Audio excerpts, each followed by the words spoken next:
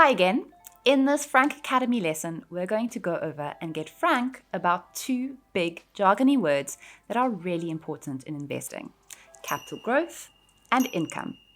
Those are the two ways your money can grow when you invest it. Maybe you liked the first Franc Academy lesson so much you came back for more. In that case, welcome. If you just stumbled upon this lesson, head over to lesson number 1. There's some really important context there about the difference between saving, investing, and gambling. Once you're refreshed on that, let's jump deeper into investing.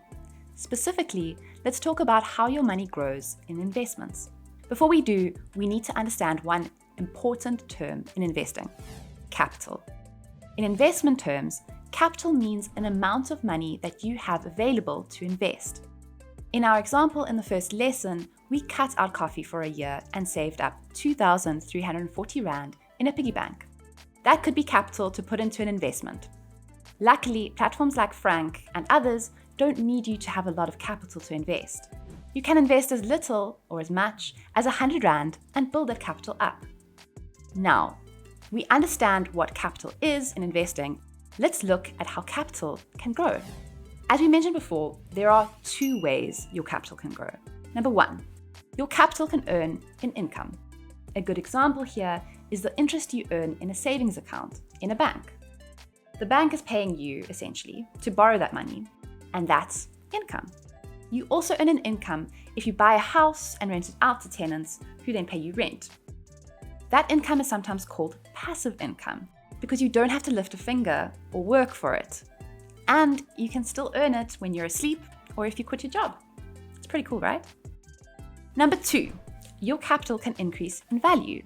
This is called capital growth or capital gain. And this happens when you put your capital into something that changes in price, like a house or company shares or even Kruger Rands. Some investments give you both capital growth and income. Those are really great.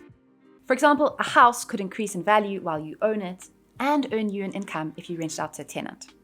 Like houses, the shares of companies listed on the stock exchange usually, over time, go up in price. And some companies also pay income to shareholders in the form of dividends. Other investments offer only one or the other. For example, a savings account only pays interest or income. There's no chance for you to earn capital growth on it. Gold coins, like Kruger Rands, on the other hand, will only give you a return on investment, i.e. capital growth, if the price of gold rises. You don't earn interest or any other income from gold coins. Got that? Cool. So then there's one more thing for us to learn in this lesson: the difference between price and value. When it comes to the world of investing, it's really important to understand the difference between price and value. They're not always the same. Repeat after me. Price is what you pay and value is what you get.